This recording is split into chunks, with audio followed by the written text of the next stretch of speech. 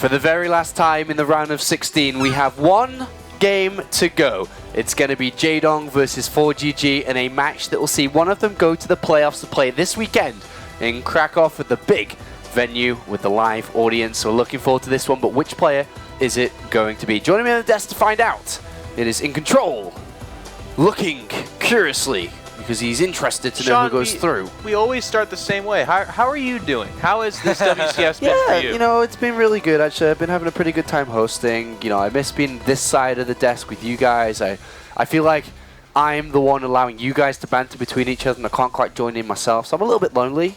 Yeah. We all missed you as caster, too, man. Thanks, man. I miss it, too. I miss it, too. In your YouTube videos, I missed that as well. Yeah, that's a long time, that one. Thanks, Jeff, for the old reminder. Let's take a look at the bracket. By the way, if anyone didn't know, In Control is 30 years old. 30 years old in 55 minutes from now. Just want to throw that one out there. That's thrown me for a loop. Lilbo went through in first place, as we've already known, but ForGG in Jaedong is the last remaining match of the evening. And it's meant to be, it's supposed to be, one of the great matches of the week. Yeah, absolutely. I think this is going to be one of the best ones of today. You know, earlier today we were talking about this a little bit. Like, this has been a really good day of StarCraft. Now, the last two series, they were a little bit one-sided, but this could still be fireworks towards the end. I think it's going to be very close.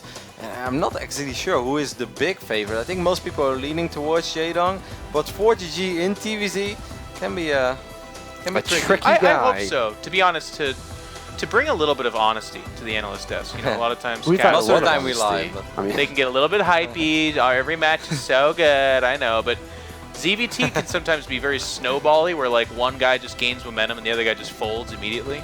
There have been great TVZ matches, but I feel like it's been, I mean, that was almost a super dangerous comment because someone's like, clearly you didn't watch last night. There are some good ones, but I just hope it's not so one-sided. I would love this to go the distance. Epic. And just at the end of it, sweat pouring off their sleek, glistening bodies. And I mean, the first 3 or 4 series today were really good. That PvP between Mana and Elfie and the series with the games have been good. I mean, Yeah. TVZ specifically. Yeah. And do remember, at the end of the day as well, especially for you guys at home, we're going to be drawing the playoffs later tonight. So don't go anywhere once this series finishes. But let's take a look at our first player, who's now set up on stage. And we've mentioned it time after time after time. This is going to be a difficult one for ForGG because we've just seen how well Jaedong's played. But ForGG, I think it was it Pig or Nathania said that this guy's capable of playing mech, and this can be a real weakness of Jaedong. We've seen that as well, the Intox 3 Masters in Gamescom, in multiple matchups. In TVT he loves it, but in TVZ he's done it so often in the past. I felt he was even playing ahead of time. You know, that DreamHack that he won at the end of 2014, there was a lot of mech in there. You know, when he went bio, that was actually the surprise. Him going mech wasn't a surprise, it was the other way around. But this is a very big series for ForGG. Obviously it's a big series for anyone, it's an elimination match in the round of 16, but in the start of the year, if you would have told me that after 3 seasons the best performance ForGG would have in this WCS year would be a quarterfinals, I would have said, like, come on, that's ridiculous. He's gonna make at least 1 semis, if not a final, if not win one. Like, we go back in time 4 or 5 months ago, if you ask people who is going to win WCS Season 1 in 2015, the majority of the people said, I think ForGG is going to take it. You know, he just won one of the most stacked tournaments of 2014. He was a big favorite, and now suddenly we all expect him to go out in the round of 16. It's really crazy how things change so quick. And looking at 2013 and 2014, he finished both years mid-20s, and here he is again in 2015. It meant to be the, especially for ForGG, the easier way to get to the global finals, and he's still mid-20s. Yeah, and it's, I want to say actually WCS has gotten, I want to say harder actually, I think in many different ways. You have to get it done in the WCS season for the most part. There's less extra WCS events going on outside of it. And while it has been regionalized, and obviously we don't have quite the flood of Koreans, ForGG was always doing it in Europe, where he was playing against pretty good European players, and now it's a pretty strong mix. Like, it's the top Europeans, some of the top North Americans, and then there's, of course, still the Koreans playing with us as well. I mean, there's starting to definitely, well, at least I am starting to feel a little bit of hype around ForGG coming into this one, but of course we can't forget about Jaedong, who played a flawless victory against Tigers. Absolutely brilliant game. Yeah, I loved it from start to finish, and that's kind of what I said. We all people expected him to advance in that series, or against IGAS. But it's most importantly, how is he going to advance? If it's going to be a scrappy 2-1 series, then you're not feeling good about going up to ForGG in the next match. But that victory, I think it's exactly how Jaedong wanted it and how he needed it as well. Mechanically, he looks so strong and so flawed. He's looked great this year in WCS in itself. He hasn't really played that much because he missed Season 1, but Season 2, he went to the quarterfinals. He lost against the champion. I mean, you can't really say that's a very negative thing, and he's come into Season 3 and he's looking just as good. And he does look good. Go ahead. Yeah, and even better, the champion that he did lose to in Season 2, recently he got his revenge on that guy, so he knows as well. It's like, okay, I lost against that person in Season 2, but that person is beatable for me right now. I have done it. So I think if Jaedong feels, if he makes to the quarters, he can go all the way. I don't think there's anyone here that Jaedong looks at as like, I don't think I can beat that guy. I actually think maybe he thinks Lilbao is the scariest opponent of them all. And that series was really close, which is kind of nice for him. And I think that you have to credit Jaedong. When coming into Season 2, when you look at the points and the rank, he was a literal nobody because he had no points, he had no rank, and he completely flipped that around. He's now coming into the 20s just about. And to do that with missing Season 1 and having to perform, and as you said, little tournaments, he has had a really, really solid 6 months. He has, and it's been showing. I like Kevin's comment. It's not just that he has one, it's also how he has one. And Jaedong's one of those players where it's been kind of shaky in the past. Like, it'll be a 2-1, but it's like the Lings got past the depot wall and didn't raise, and it's like, holy crap, and those kind of things have happened. But lately, in these wins, they've been very convincing. And even the loss to Lilbo was one of the best series we've had in the last few days. It was awesome. Okay, let's check in with the map pool then. So the players have now clicked in, have locked in the maps that we're going to be playing on, and it's Cactus Valley, Terraform, and Iron Fortress. Surely they jest. Where is Where's Coda? Where's Coda? No. Anyone? No. Where's it gone? This has Mr. Morheim. Coda's gone. What happened to it? It just has to be a graphical thing. No, but in all seriousness, like, it's 4 maps that have been rotating around. We're still not seeing... We literally have not seen Moonlight Madness a single time. Dash and Terminal is up there with one of the more rare ones. But looking at these maps, Cactus Valley, a 4-player map, kind of the same analysis we talked about in the past. It can get a little bit weird there. If we are going to see mech, Cactus Valley, not the best map for that. This is a pretty okay map for, like, you can get certain kind of pushes where you're going up against their third base off of yours if you have, like, both bottom left and bottom right bases. It's okay to take 4 base on, so it could be the Turtle Mech map if we get there, but also keep in mind, ForGG loves his Hellions. He's like a mass Hellion guy as well. I mean, on that note, is Coda being eliminated the very thing that, we're talking mech, but, this is a great mech map, and it's gone by Jaedong. Can you do that one more time? Mech. Hit from the north, hit from the south.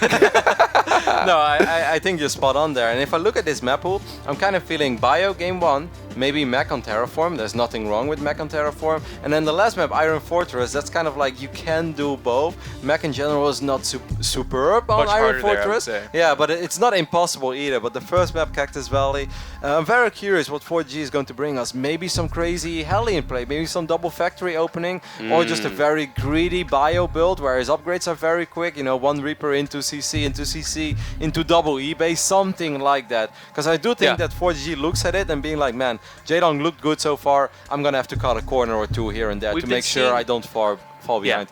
We've been seeing Hellbats too when these Terrans have their backs up against the wall. It's like the new Proxy 2 racks, like, oh, try my normal builds, and it's like, oh god, I'm in elimination. Time to get out the Hellbats. Like, that's what it's been the last couple of times. Even Polt actually just kind of said it. He's like, I didn't want to show this, but all right, Hellbats. ForGG is known for that type of early aggression as well, so it definitely could be a likelihood. Yeah, he has shown us some of the most ridiculous things we've seen in the past. Like, we've seen him open up 1 base and stay on 1 base in a TVZ in a tournament final, or all just like pulling our hairs out. It's like, you can actually win with Hellbats and Banshees in tournament finals. Like, that doesn't make any sense. But if there's one guy who's crazy enough to do it, it is ForGG. All right, let's check in with the predictions then. So see where you guys have gone. And I think it was pretty close, to be fair, when we were talking about it. No one really knew exactly which way to go, but we have swung in favor of Jaedong, 5-3. In Control, you've chosen Jaedong. Rotterdam, you've also chosen Jaedong. I must say, though, the 3 guys that went for ForGG are also the 3 guys that are leading the pack, I believe, when it comes to predictions. So Funka, I think, is up there, right? Funka's up there, but he hasn't chosen him. But they have chosen ForGG, but you guys do believe in the JD. You believe? I think he's the favorite. I mean, It's also something to be said that he's sitting there. He had a really comfortable, nice ZvT series against Igus. It's kind of a warm-up, to be honest. Yeah. ForGG has to transfer over. He's got his settings locked in. He's had time to warm up, so it's not like they're just like, sit down and play, go. But still, there is something to be said for what Jaedong has done, and I think that comfortable position is going to serve him well here. Yeah, I'm with Jeff on this one as well. And also in the games that ForGG played, even though he did go to game 3 against Lil Bao, I didn't feel he looked extremely good. And even in the series he won against Igus, yeah, those games were short, but it's also one push. He's losing 15 SCVs at home. If he doesn't win on that moment immediately, he's incredibly far behind. So he's looked good, but he hasn't looked super convincing yet. So he would really have to step it up a notch to defeat Jaedong over here. All right, thank you very much. You've heard what these guys think about this upcoming match. Let us know what you think as well with the hashtag WCS. Join us on Twitter, but we are now ready for the game. Remember, we're drawing the playoffs later, so don't go anywhere after this. But for now, it's Jaedong versus ForGG. That's right. It is time to play out the last series of the night here at the World Championship Series round of 16 Premier League. And everyone's divided, Pig. Everyone's divided. We got the Jaedong fanboys out in force, the ForGG mech lovers as well. I mean, this is such an exciting matchup. Two players who have both had such high highs, but also of late have not quite been at that championship winning level, but they've never lost that spark. They've always been at that point where they are capable of taking on anyone. I mean, ForGG here recently at Gamescom had an amazing run, took innovation to the 5th and final map of a best of 5. Jaedong also, he's been doing well recently over in Canada at Hell at Sabut Time, as well as a few other events. He's starting to really pick it back up.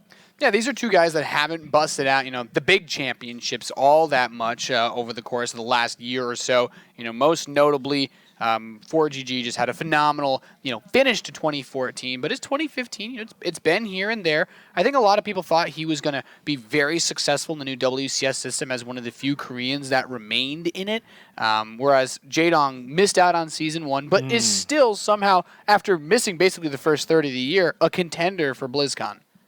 Yeah, he's still got that long shot option, they both do, but it really is a matter of they've got to make it to that finals. And I mean, most probably they're going to have to win the finals in order to actually get to BlizzCon. So it's one of these feats which is possible, but to have come through this group of death, to have, such a, or I guess the second hardest group or one of the hardest ones out there, and, to have to eliminate each other now, it's going to be very difficult, very hard fought match. And it's these points where I think Jaedong strikes out as a player to me who, he's got that bluff. He's got that sort of poker mentality of he's not afraid to open up with a 6-pool on a 4-player map in game 1 when it's all on the line. And the thing about ForGG is when you look at the way he plays, it's not like he's difficult to study. ForGG streams pretty much every waking hour of the day, and when he's not streaming, he's rebroadcasting his stream so you can still watch him anyway.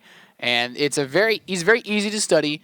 And the thing is, he still has such a good variety of builds that you can't be like, okay, I know he's going to do this opening every game, because he'll throw out a 2-Rax here and there. He'll do the Hellbat builds, and as the guys at the desk were saying, we've seen him bust out 1-base plays, which, as crazy as that sounds, has actually worked for him before. Yeah, when you're playing 50 games a day, you get time to practice a lot of different styles. And ForGG is a guy known for his just patented aggression. He loves to get in the face of Zerg opponents. And I think that's something which makes this matchup particularly exciting, because you've got Jaedong, a very aggressive player, looking to grab edges at every moment. And ForGG, in the same vein, wants to get in the Zerg's face, wants to limit his build-up, wants to get damage done. And really, who is going to come out of that early game phase on top is going to be a big deciding factor in this coming match, because I think everyone has their eyes set on what ForGG's been showing us in recent months, which is a big 170 supply mech push, getting in between the Zerg rallies and really just disrupting their ability to get to that hive tech to kind of get out the big army. Yeah, the most interesting thing when you look at Terran versus over the last few months is this big switch towards mech play, and it's manifested itself in many different manners. You have Terran players that will just go mech straight into battle cruisers, which we've seen this weekend. You have still the Raven, the turtle mech style, which is also very powerful, where you play a little bit more point defense drones, the secret missiles, and then there's really aggressive mech, which not quite as popular, but ForGG's, he's been someone over the course of his career to show a lot of those very heavy, aggressive plays. You know, 2 Factory, Blue Flame, Hellion, or Hellbat Banshee, I think is one of his signature builds that he's used over the course of the last year, too. Yeah, you kill them with tanks and Thors, or you die trying, usually with ForGG. It's quite rare that he does do that starport transition. Is something that has been getting shown a bit more, especially lately. Heavy Banshee styles being mixed in with mech play has shown a lot of power as the Vikings can just blast the detection out of the sky. Yeah, and we are counting down into the first map. It's going to be Cactus Valley. I'm really looking forward to seeing some mech play out of ForGG. That's what I'm hoping to see in this series. I think you got to stick to your guns and played well. It's currently the best way to play versus Zerg, and for someone that's as good as it as ForGG, that's what I'm hoping to see. We are just about ready to kick this off. Thank you guys so much for tuning in all day. People here have been lovely. People in chat have been lovely. And it is time to see who's going to escape this group. We're loaded into Cactus Valley for map number 1. In the northwest position, spawning as the blue Zerg player representing Evil Geniuses, it's Jaedong. Had a pretty convincing win against Aigas in his previous series, but a whole different piece of Terran here. In the southeast, we have the red Terran. He's ForGG.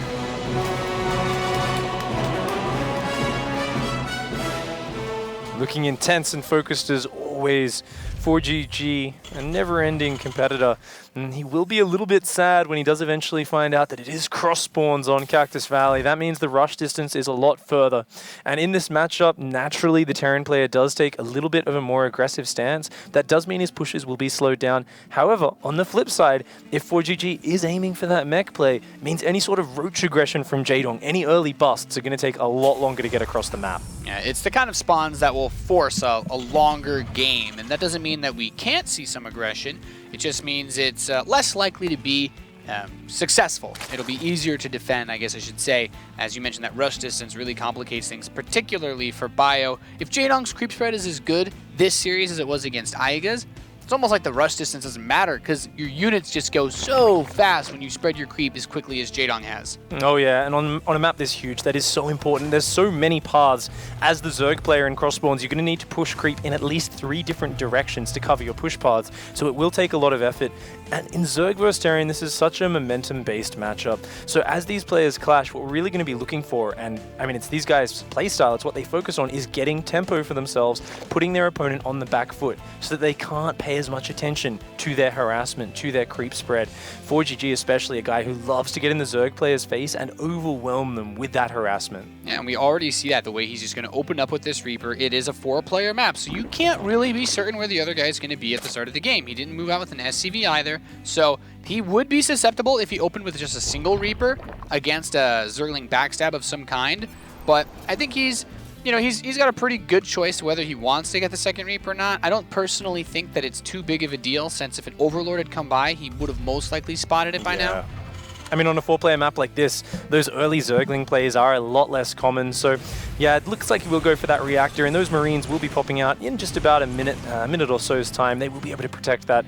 Of course, the Reaper going for this delayed scout, it is a bit of a less common opening without the SCV on this big 4-player map. Not going to be able to get over there to harass, but this Reaper is going to serve the function of, once ForGG figures out where Jaedong is, he's going to be able to check everything, look for the gas timing, and that's what's very interesting about Jaedong's build. Jaedong, over in his base, has not dropped a gas yet. He showed it against Aigas on this map with the 3-hatch before pool build, but this time, just with a standard opening, not going for the gas. Looks like he may want to open up with 4 queens, maybe add some roaches, a very economic playstyle, but he's not going to have the same mobility. Yeah, that's exactly what I was going to ask you about, Peg, because I think ForGG, compared to Aigas especially, is much more the type of guy that will, with this reactored barracks, squeeze out those Marines, but then just go straight up, like just Banshee Hellbats. Like, these 4 Marines come out, he still builds Marines out of the barracks, and he just does like a straight up frontal assault. ForGG Reapers staying true to the ForGG Reaper name somehow gets a drone kill, as well as forcing a Spore Crawler and an Extractor trick. I mean, it's such an annoying spot for Jaedong. He sees no Reaper at the normal timing, doesn't build any Zerglings, just the original 2, and then suddenly the delayed Reaper comes in, still gets a bunch of damage done. A very nice bit of early pressure for Jaedong, getting some momentum going. Yeah, and interestingly enough, he does actually let that extractor finish whilst building one in his main base, so he can use this to get out the forces that he may think he needs to defend. But, well, the starport is going to complete very soon. We have Hellions in production. I'm just waiting to see an armory now. Like, it just kind of feels like that's what ForGG does. Like, if he doesn't get an army, I'll be a little surprised. ForGG just loves this build lately. This is the original, what some people used to call a flash timing. You keep on building Marines out of this barracks. No add-ons on that or the starport. Fast medevac on the way, lots of Hellions, and the armory does go down. You called it, Nate. He's going to be going for that big Hellbat-based push. He's going to hit the front with a medevac, about 6 to 8 Marines, and about 6 Hellbats. This is a very powerful push. Jaedong is putting down a Roach Warren, but he's going to need to build Roaches almost immediately when that finishes, or they're just not going to be ready in time. And pushes like this were still very popular on maps like King Sejong Station, you know, going all the way back to the beginning of the year. We've been seeing it for quite some time. And you can even do that drop in the natural expansion and run the Hellions by, or excuse me, the drop into the main and run the Hellions by into the natural. Yep. And even then, ForGG, he's the guy that likes to escalate things. So he's not just going to macro behind this. He's going to add on Banshees behind it, which can also help deal with a Roach counterattack. Maybe even go for Cloak, be a bit more greedy of him, and he will. And here we go, just this big frontal push. 5 Roaches are in the production tab. Now 7. Jaedong's realizing what's up. He needs to just buy time for those to get out. If they can get out, he can crush this attack. ForGG needs to get some damage done. He needs to get it done right now, trying to get on top of these queens. Yeah, he's going to already start to force out the energy to be spent from them. And since he's on top of the Roaches as they finish up, he can immediately go for them, but he wants to grab the queens instead, because what he's going to do is kill all the anti-air by the time the Banshees get in, and that will allow them to even do further damage. But he moves over to the natural, so he's going to start to kill some drones with these, and we can see he gets all the queens as well. Every queen wasting so much mining time, getting a lot of drones here as well. If he runs in these 2 Hellions, they might be able to kill even more. Very nice damage so far for ForGG, getting a lot of mining time, 5 drones and 3 queens. There is no queens out right now for Jaedong. It's so brilliant because his cloak is almost done too. There's no overseer either. There's only 1 queen halfway done. The second one has just started. And with ForGG making Banshees, he has the possibility to walk in. There's no spores either. He can just walk in and start nailing drones left and right. This is a really common follow-up, but Jaedong doesn't spot it until right now. He's going to rely on the Overseers to defend. He is making an Overseer here at his base. He's going to have some queens popping out, but if ForGG just focuses the drones, he can kill them very quickly. Yeah, I mean, he could just focus on the queen too, because the Banshee wins 1v1, then it cloaks. There's no Overseer, so suddenly this queen dies, and now the Banshee has free reign over the mineral line, just working on drones left and right, and the second Banshee's coming out. This is so stressful because Roach speed's on the way, but there's not even a Spire. There's nothing to actually finish this Banshee harass. ForGG trying to dive with Hellions at the same time. He wants to kill those drones. He's actually missed a Roach counterattack coming across the map that's about to hit his natural, but he is devastating Jaedong right now. Jaedong's Roaches, which he's about to spot at his natural, they need to do huge damage. And the funniest part about all of this, you know, the first-person view is great, but I feel like I'm just once again watching ForGG stream. He's building Hellions, he's building Banshees, and he is crushing face with these forces, just slowing down his opponent so much while he gets that 3rd command center and begins that transition into mech. Oh, hitting his timing just so crisply did ForGG. His follow-up coming in right on time, and he's done so much damage, continuing to do damage here, up to another 11 workers killed. Once these Roaches are handled, especially if he sees these next wave, if he can just push these back, then he's got so many Banshees that he can still start to contest these Queen count, because the Queen count is only at 2. 1 Banshee wins 1v1, but if he moves in with those 3 Banshees, even with the weakened one, he could still knock back that 3rd or gain an area between any 2 of the bases. And he's continuing that Banshee production, so this small squad of Roaches will be defended by the next Banshee that pops. Meanwhile, 3 Banshees over there will do massive damage. Jaedong's just struggling to re-drone. He needs a Spire. He needs a Spire is what he needs, and he can't afford it because of the damage he took from this push. And now, okay, you killed 1 Banshee, but now your 3rd base is basically forfeit, because these are going to kill all the queens here. They're going to shut down the Spore Crawler that's building. They're going to kill any drones that are still left behind in this base. And this is just ForGG controlling the units that he knows how to use best, the best. Oh, such beautiful control from ForGG, putting on hold position just out of range of that Spore Crawler, and so many drones are going down. This is a nightmare for Jaedong. Oh, this is the elimination match in the round of 16. He does not want to go out here. Finally comes down and snipes down a Banshee, but he has been bruised, he has been battered, and right now he has to struggle to recover. Yeah, this Banshee escapes with 10 kills under her name. Just so much damage done. And okay, the next Roach push is going to come in, but there's still nothing to worry about as far as Mutalisks go, so it's not even bad to keep building Banshees. With 3 Banshees on the map, these Roaches aren't going to accomplish anything. Non-stop production. I love this. ForGG, one of those few players who's confident to just keep on building these harassment units because he knows not only can they keep doing damage, but they can defend the counter pressure. And all of these roaches out of Jaedong are completely helpless. They can't do anything. Jaedong trying to just recover in that drone count. He is dropping the Spire. He's going to bank on getting out Mutalisks as his next way to deal with the Banshees. This Spire is just too little too late is the problem. He's taken so much damage. ForGG, one of the reasons why he continues to build Banshees after that phase of the game where they're normally not relevant anymore, as they come in and start to kill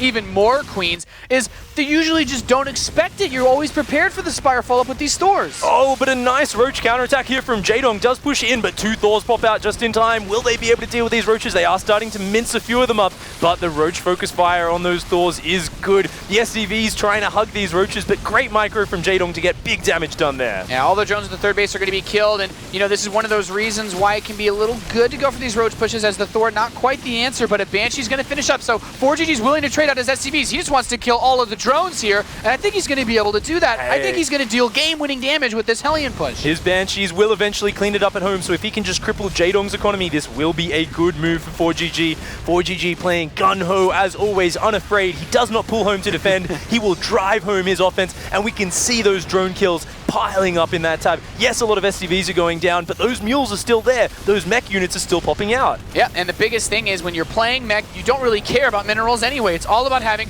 enough gas to keep pumping out those tanks, those Thors, those Banshees. And it's 14 SCVs to 32 drones, but you said it, Pig, he's still got mules.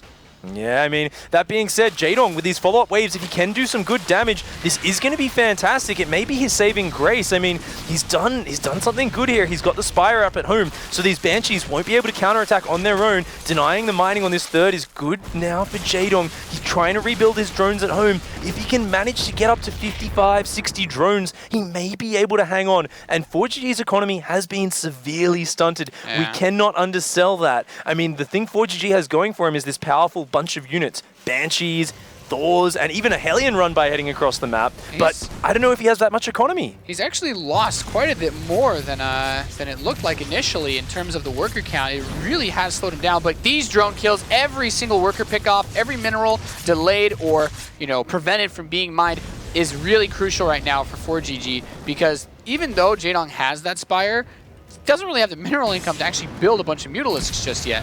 And we do already have +2 attack on ForGG's vehicles as opposed to 0-1. Only 1 carapace upgrade for Jaedong, so he's very far behind there. No carapace for air either, which means that the +2 Thors are going to Shrek these Mutalisks if they engage them at all. That makes them 33% more effective. They kill them in 1 less shot. It's absolutely brutal. Oh, the Banshee squad coming across again. 3 mutas in the production tab for Jaedong, but even those are going to take forever to deal with these Banshees. ForGG has a window here to get some more damage done. He might even just go straight for the hatchery. It's already damaged. Yeah, I mean, picking off this hatchery right now is like close to a game-winning move for him, as he really needs to just hurt this economy a little bit more to secure his position. And it looks like he should be able to get it. Without a queen nearby to transfuse, the Mutalisks will not kill the Banshees in time. And what I'd like to see him do is just spread the Banshees out, make it so the Mutas can't chase. But at the same time, big counterattack going over to the natural expansion. The Roaches are going to run by, but they haven't killed too many SCVs. Oh, getting cleaned up. ForGG is on top of everything right now. His Banshees have crippled the economy of Jaedong. Jaedong's Poultry Mutaforce coming across to try and punish them, but the Overseer cannot keep up with those cloaked Banshees, and most of them escape to fight another day. Yeah, very impressed actually by Jaedong's use of Contaminate. He's hit it on the starport once or twice so far in this game. He's actually tagged one of the factories with it, really delaying him, but gotta be careful around these Thors. That +2 attack is so strong. Oh, trying to get on top of it is Jaedong, but this is not going to work. That missile turret is just ripping those Mutalisks apart. They're left in tiny pieces, decorating the battlefield. Ribbons of Mutalisk feathers just lying all over the place. Once again, ForGG moving in with another Hellion run by. There's one thing that's really nice as the Hellions go for that counterattack is that by killing off the Thor, he's forcing ForGG into thinking, okay, I need more Thors. He's building 3 at a time, but all Jaedong's making at this time are Roaches. I think that with 2 siege tanks to cover this, though, he should still be okay. So many mutas going down there. A ballsy move from Jaedong trying to take advantage of a perceived lack in anti-air. Over 100 workers have died this game already. Oh yeah, this is exactly what we wanted to see from these guys, an action-packed game, but it does just seem like ForGG is getting the better end of these trades. Yes, he's only even in supply, but he's got the better upgrades. He's got +3 vehicle weapons on the way. He's got Banshees, Thors, and tanks. These are high-quality units going up against +1 Carapace Roaches and a handful of Mutalisks. What can Jaedong do here? Even in supply has a whole different meaning when you're playing mech too. This army is just so hard to stop. Jaedong actually needs to try to, I imagine, force a siege up prior to him reaching the outside edge of the base, but that's really hard to do because these Banshees are always going to lead the charge. Since they're faster than the Thors, they can bully these Roaches back and create space for the siege tanks to get in position.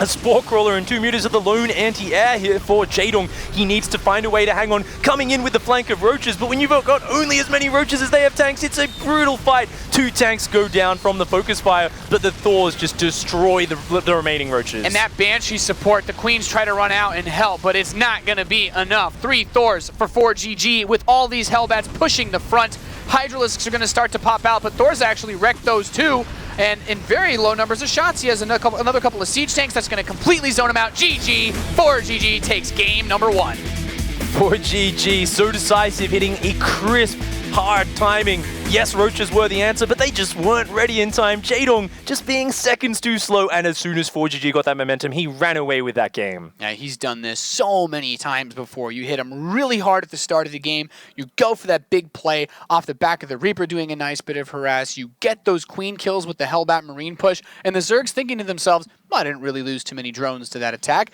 but then you realize, oh, I have no Queens, right as the Banshee starts to get to work, and that's where 4GG just ran away with this game. That is the position 4GG loves, getting into those scenarios. Of course, we're going to find out if Jaedong can pull it back right after this quick ad break.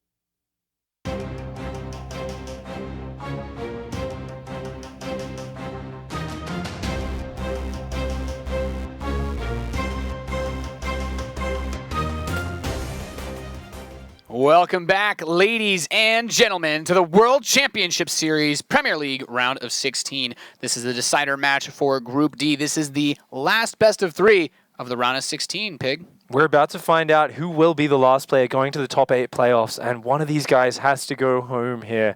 Jaedong or ForGG. Who could possibly imagine a top 8 of WCS without one of these names in it?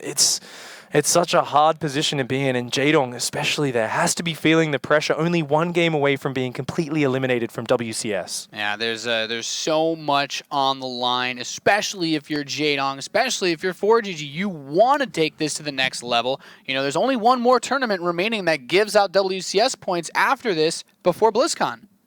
This is the most pivotal point in their career. They need to win this to go to BlizzCon.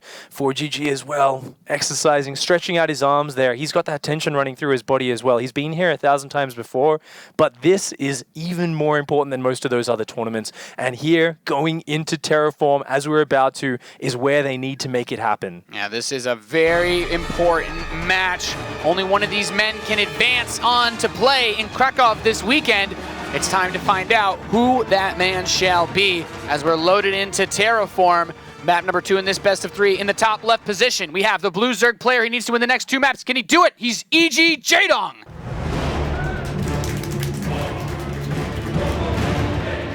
At a much rougher time from this roughneck Terran player in the southeast, bringing out the mech. It's Millennium's ForGG. I like that you call him a roughneck Terran player, because he does kind of strike you sometimes in this matchup as the guy who comes up and kind of grabs you by the scruff of the neck and just shakes you around as his Zerg opponent. And last game is exactly what that looked like. I'm sure Jaedong going into this game is kind of biting his lip a little bit, thinking, damn it, if I just had those roaches out a bit earlier. He's like, I'm not going to underestimate ForGG's aggression this time around. I'm really going to lock down the hatches, and I'm not going to let him get in there and disrupt everything. Yeah, it's really interesting when you look at what people's expectations are. You know, if you watch a lot of competitive StarCraft, like think lately mech, it's like, oh, okay, that's that slow style. They turtle up. Marine Lord did this earlier. And it's like, actually, that last game went 20-plus minutes and was nonstop action from the mech player ForGG. And it also goes in hand to, Jaedong constantly hitting with the counter harass. But ForGG is just...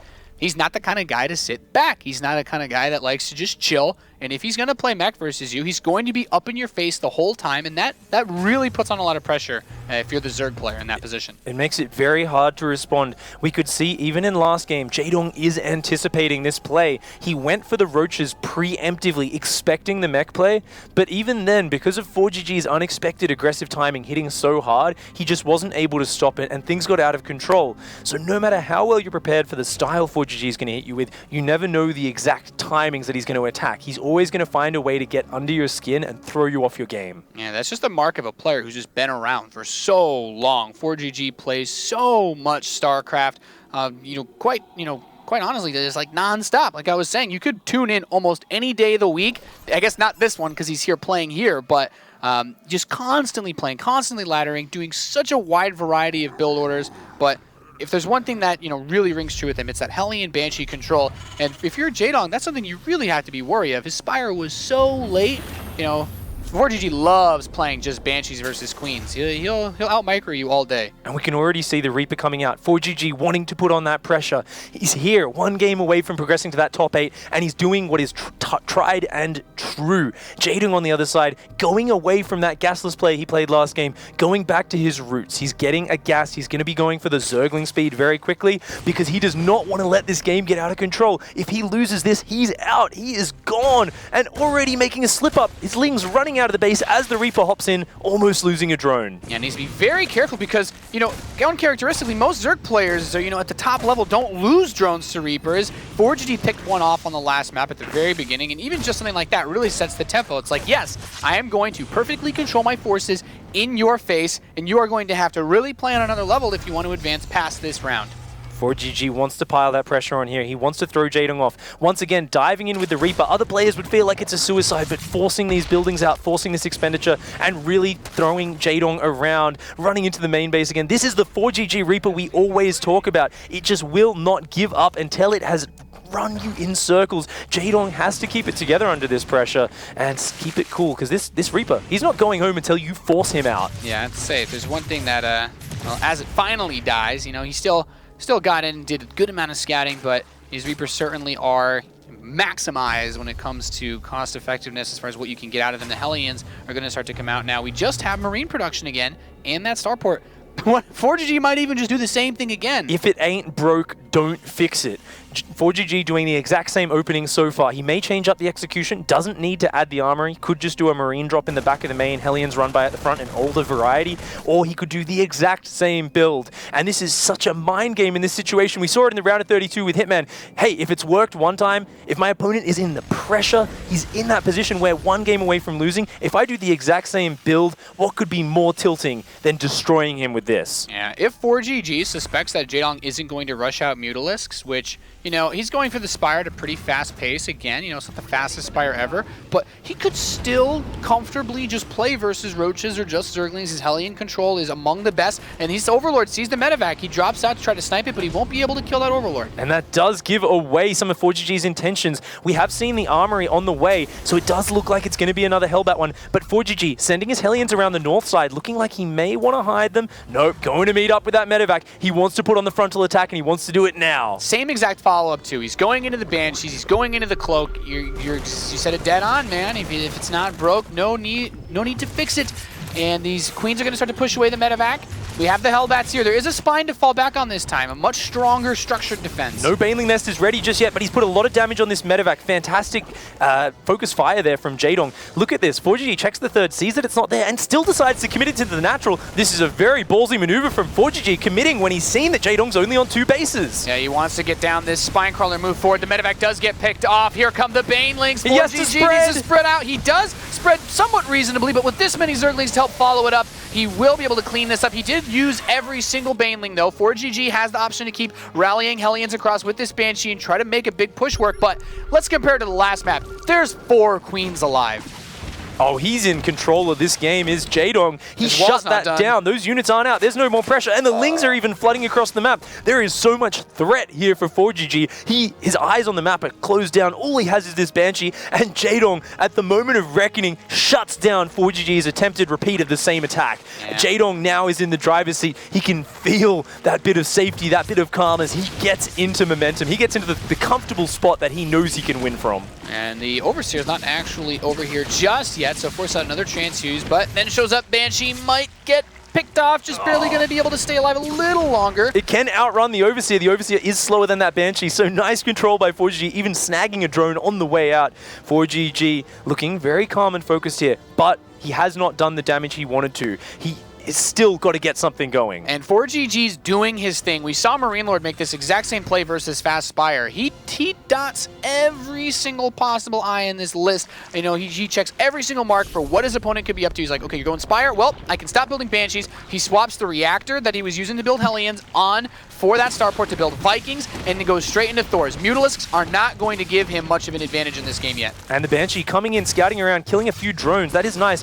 But, oh, does lose the Banshee in the main base. Interestingly enough, Jaedong has actually preempted ForGG's reaction and is only just now building a few mutas. He did not rush to them. He's just getting them to clean up the Banshees, put on very light pressure, but he's not committing, expecting to do damage. And if we look at the minimap, we can see Overlords are moving into position to try and drop creep, but ForGG is on top of it, denies the attempt to goop up his third base. I am quite concerned, though, at this moment for ForGG, mostly because that third command center hasn't even started yet, and I'm sure he's about to begin it, but that will give Jaedong enough time to saturate his third and get roach speed. And I feel like if you have the roach speed and those upgrades, taking that third is very difficult as a Terran because with 2 bases, you can't really afford to build many mech units. I mean, he's still on 1 factory production right now. This is a really hard spot for ForGG. Yeah, he's got Thors, he's got Vikings, he's got turrets. It's like, great, you're not going to take damage from the mutas. But Jaedong, so smart, didn't prioritize the mutas. He finished the Spire and just droned his third up. Other things that are also important to keep in mind, compared to the last game, Jaedong has +1 flyer on the way, which will prevent his Mutalisks from being 2-shotted by these Thors once they get that +2 attack. So everything already coming up a lot better for Jaedong relative to the last map. Jaedong can finally take a breath of fresh air. He has that space to breathe. No longer is he on the brink of defeat, the brink of elimination. His Muta's here, zoning around, seeing no third base out yet. He feels comfortable. He knows that ForGG's economy is down, and he can just start massing up roaches off his 3 bases, adding a 4th base at the same time. And Jaedong is going to aim to stop ForGG ever getting up a 3rd base. He's going to mass roaches. Yeah. He's going to go in with the Roachling Muta the moment ForGG moves out, and he's going to crush into that, aiming to destroy it. And look at the factories. He's adding 4 factories, but there's no tanks out. How can he possibly stop this Roach swell? He went back into Hellbat production, and as good as Hellbats are against the Zergling part of that, the Roach count is climbing very fast. We have about 20 Roaches going to be on the field in the next 30 seconds.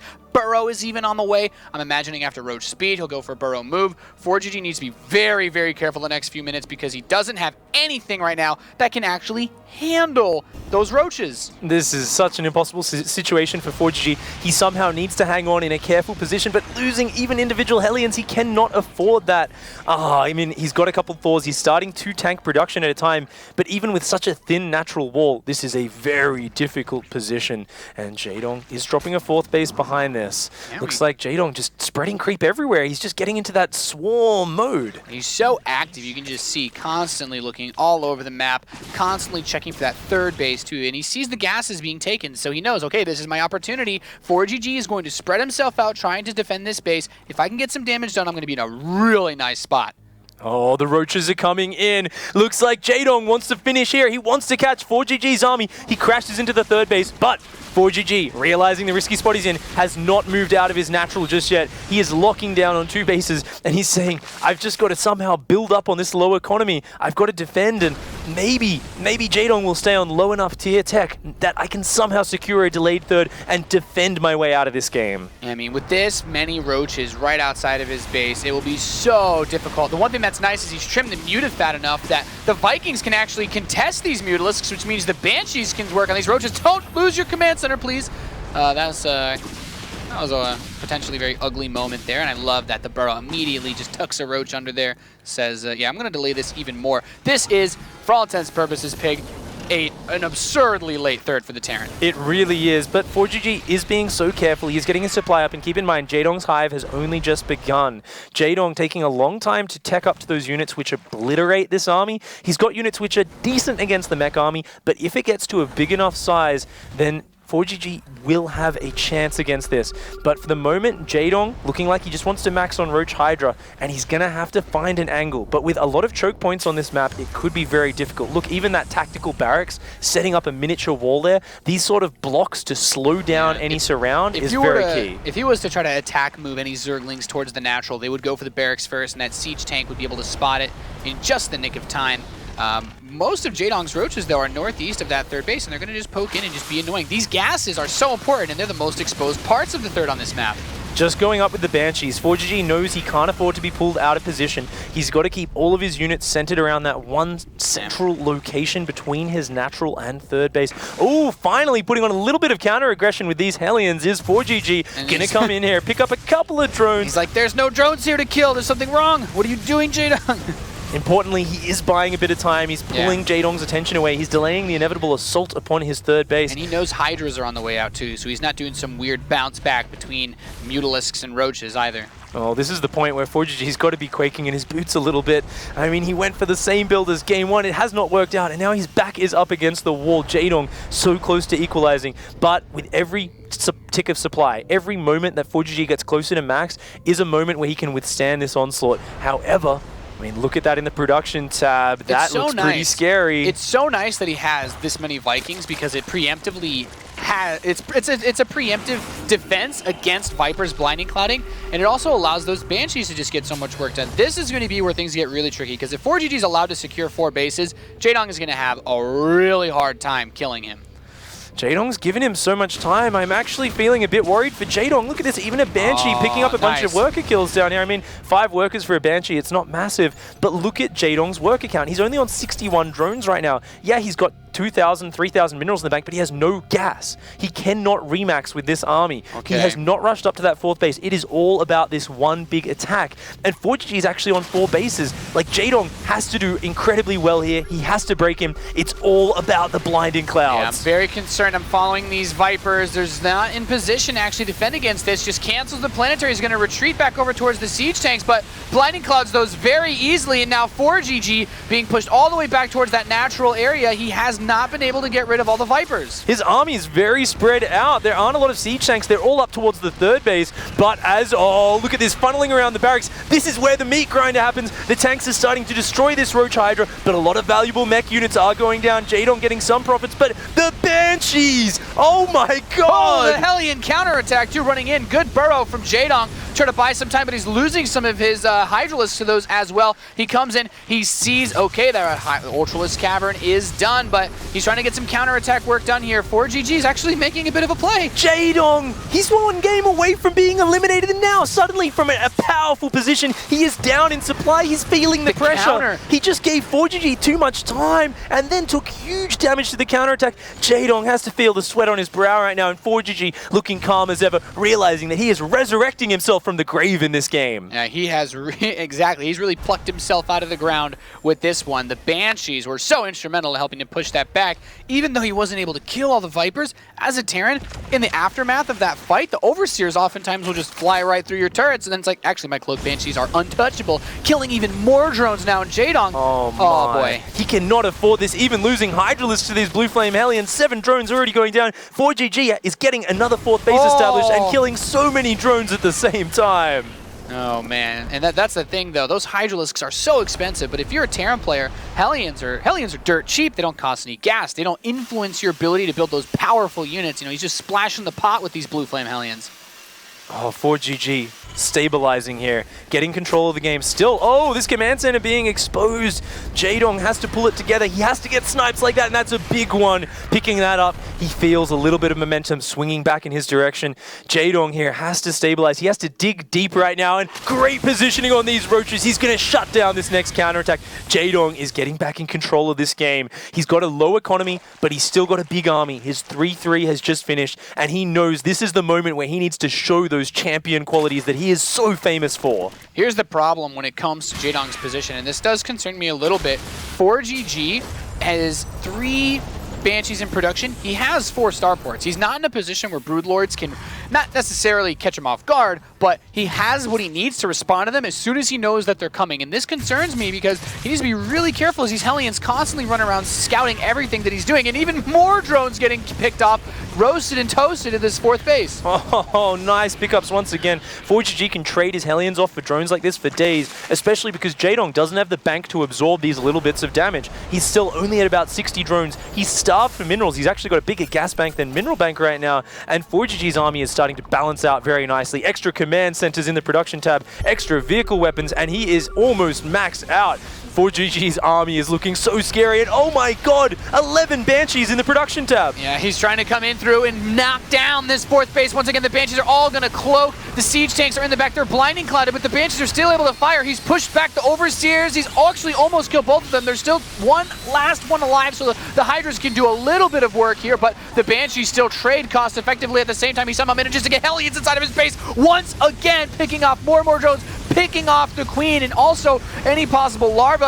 Then he's like, ForGG's like, you killed my planetary? I've got another command center. I can float command centers over to that base for days. Even more drones desperately trying to run his ForGG scans.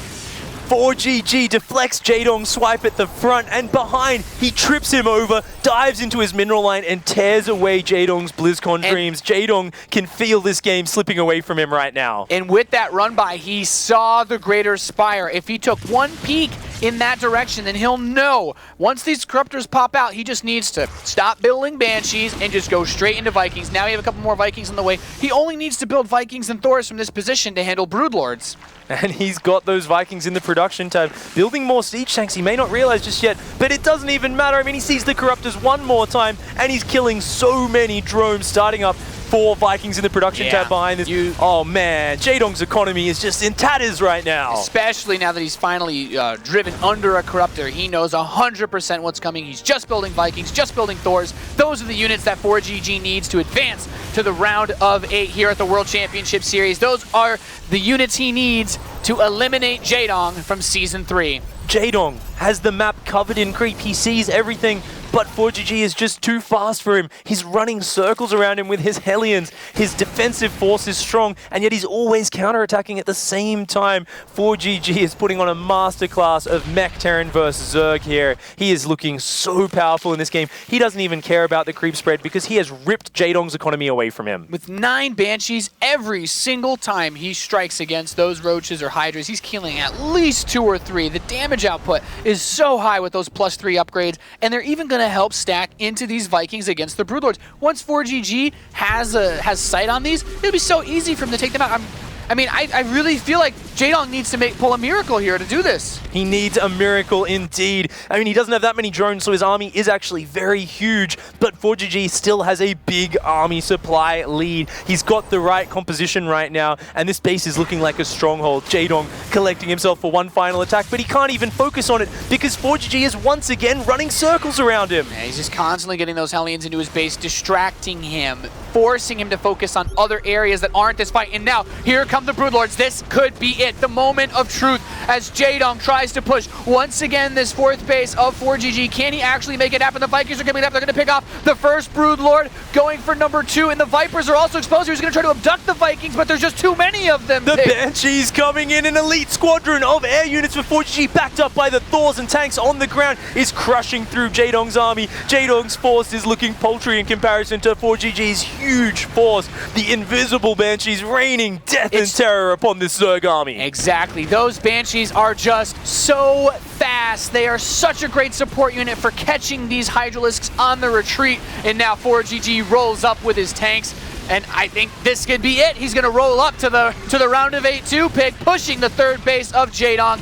Nothing to answer this army as he sieges up the last vestige of economy for Jaedong. There's nothing here that can stop this. The Roaches and Hydras can run around as much as they want, but ForGG just has so much. Those Banshees can go home to defend at any time. ForGG wants this so badly. He looked so down and out early on in this game after his early aggression failed, but he has pulled it back nicely. Jaedong doing a nice backstab there, but it's not enough right now. ForGG has another full mining base, and his Banshees are still just obliterating everything on the ground. There's no Overseer here. The Banshees show up, man. That's it, man. The cavalry's here. That's basically what's happening. You have nothing to answer these Banshees. So much damage, and then you try to send Overseers, and the Vikings are here to intercept a few of them. Oh, the Hydras trying to fight these Banshees. They get a couple, but Banshees kill them so quickly. ForGG now, it's the death push time. He's getting in between the rally points, and he's going to start killing the production of Jaedong. Jaedong can feel his dreams being ripped away from him. Such an unfortunate loss here, but ForGG has just played incredibly well. He just did not give Jaedong a chance to get back into this series. Yeah, really just a master class of standard mech play. No turtle involved, just constant back and forth between these two titans as ForGG wrestles away game number 2 from Jaedong. GG! ForGG will be going to the round of 8 for Season 3 Premier League of the World Championship Series. An indomitable performance by ForGG, doing what he knows best, how to be aggressive, how to go into that mech army, and how to play some of the best counter-attacking, multi-pronged aggressive style he can. What a beautiful series. Yeah, just absolutely phenomenal play. You can really see Jaedong's stress there, and it's a sad moment to be knocked out. That's your BlizzCon dreams as well there. ForGG keeping his alive though.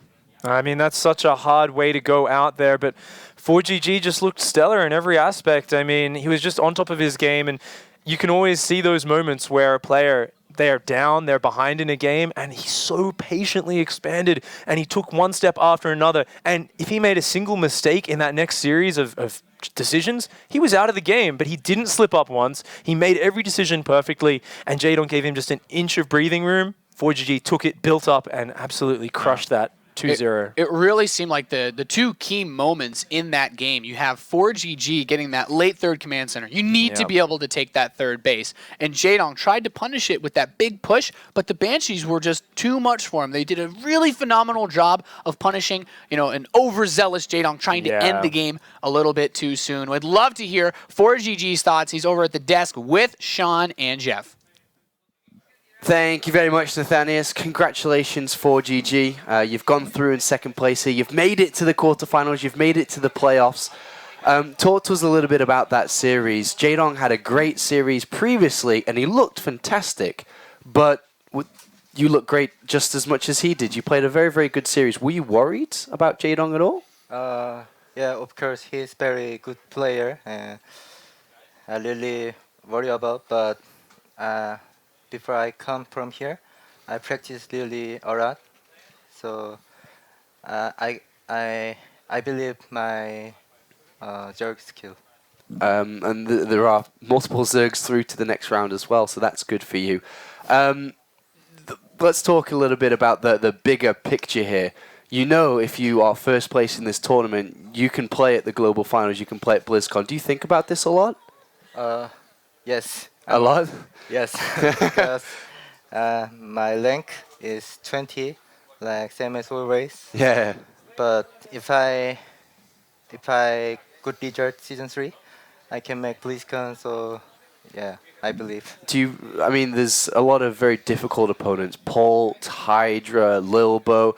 Are you in good enough condition to be able to beat these guys in the playoffs? I think my TVT not really good. So if not Pult, I think I can beat everyone. But TVT's your best matchup, man. It's your favorite. My favorite, but I don't know. In control. Oh, it's just a fantastic series. It's really nice to see that mech play. You're kind of famous for it. But we didn't see what's like a Raven mech play, which I think is really common in mech. Do you prefer the aggressive type, or are you okay with going the slow type with Raven? I don't like just defense mech style. So I don't like Raven. I prefer Banshee. Oh, the Banshees are good. Yeah, what is the best way? I mean, Jaedong really seemed to struggle against the Banshees here. When you play against Zerg players on the ladder in practice, what is the best way to deal with that, the Viking Ravens? Viking Banshees, sorry. Just Zerg player have to take base, defense, and make army. But Jaedong have a lot of mistake. First game he lose first overload. Yeah. So he dead so many worker. And second game also his roach push. He have to hide. So my tank position outside. If he push roach push, then I think maybe I got dead. But he's push little bit early, so I know and I defense. So easy after easy. Well, congratulations on going through. One last question here for you. There's been a lot of rumors, there's been a lot of talks about your future in StarCraft. I know it's a bit of a negative subject considering you've just gone through in second place. But what are your plans? Are you looking to see out the year? If you play at BlizzCon, fantastic, you can go there. But what are you doing next year? Can you tell us? Next year? Yeah. Actually, I don't know yet. Okay. I didn't decide anything. Okay. So I'm still thinking. Okay, all right. Thank you very much for clearing that up. And congratulations on going through to the playoffs. Look forward to seeing you play this weekend. And best of luck ForGG. Let's check in with the bracket now. We've completed the round of 16. We've got our 8 players that are going to play this weekend in Kraków. I've been practicing that, and we can't wait to get over there. We're going to have a travel day tomorrow, and then, of course, the competition starts on Saturday. Lilbo first place from Group D, ForGG second place from Group D. And we've got an awesome set of players, and we've got an awesome guy joining us back on the desk. Of course, it's Rotterdam. Welcome back, my friend. Yeah, just had to say congratulations to ForGG and also told them to stop stealing my ladder points because this is really not cool anymore.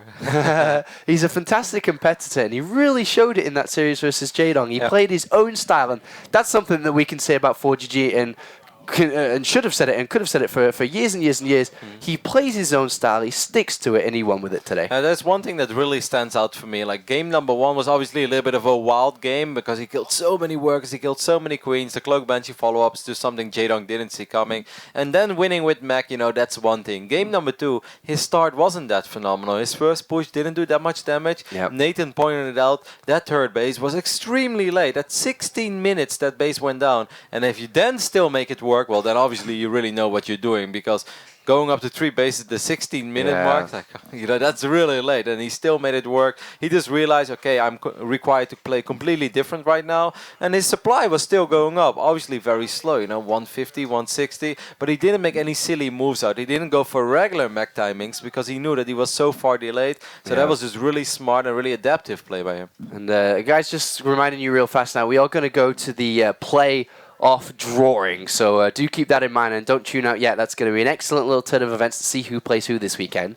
But in control, Jaedong, I mean, it is what it is, right? He's going to be disappointed with this loss. He could have played at the global finals. We knew that he wanted to play. He's going to be saddened by this, no doubt. Of course. I think missing Season 1 definitely bites him in the butt here, and that was something that was not really even tragic. It was kind of a decision he made. He wanted to move to North America to compete over here, and it cost him a whole season, so he's just not, probably won't see him at BlizzCon. I do think he'll go to DreamHack. I'm not sure. I don't know. We'll see. But I think what's so cool about it is this is going to have to be a feather in his cap where he hopefully gets motivated for Legacy of the Void next year. And in his ashes, ForGG rises. You know, it's a cool story for him, too. Like, we've seen some up and down results from ForGG as well. He's no longer the dominator that he used to be, and it's nice to see him on that upward swing, besting a foe that a lot of people thought he would lose to, and then moving on to the round of 8. It's a cool story. It is a cool story, and hopefully he can perform this weekend because he does need to now. He takes that kind of burden from Jaedong and carries it himself. Let's check in now, and this is the pit stop time with our predictions. We finished our shows here in the studio. Let's have a look at who is where so far. Nathanius is at 80%, and at this lockdown, before we go to the weekend playoffs, goes in first place. Jeff, you crawling back. You're crawling back. Yeah. Slowly but surely. What are you thinking looking at this, Roddy?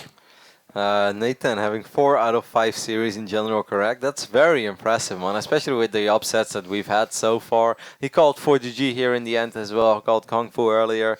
I'm very impressed with my boy. You know, we've been teasing him, but you gotta give credit where credit is due. 80% after so many best of 3s. Like, how many best 3s are we in? Like 20, right? In 20, yeah. Yeah, 20. so I mean that's very good. Well done, Nathanius. Yeah. It's the best thing you've done this week. Yeah. Yeah, the commentary has been. It's been rocky. It has been rocky, but your predictions have been on the spot. And also, we are going to go to that break, but happy birthday in control. It's your birthday. Is it? Happy birthday. No. It is. No. It Well, is. I mean, it might be, but don't sing. It is. It is 10 past 12 here in Europe. Happy birthday. You're an officially old person. You're 30 years I'm in of my age. early 30s. No longer late 20s. I was thinking about it, actually, with Todd, Artosis, and White Raw as being the eldest, like the elders of the community. We're all Protoss. Now we're all 30. I mean, Artosis is like 45, but Roddy plays Protoss. He's not too far away himself, actually. he's 28. You're 28, Pretty right? far away, Sean. That's 28? like light years away. Yes, just turned. He's 28. Drinks a lot of Red Bull and smokes, though, so it's kind of like... He's more like He's got the 35 body of a inside, 70-year-old. Still a bronze god, yeah. Thank you very much, gents. We've had a lot of fun this week, but we are not done yet. We're going to go to a quick break, and when we return, it's time to draw the playoffs. Who plays who this weekend?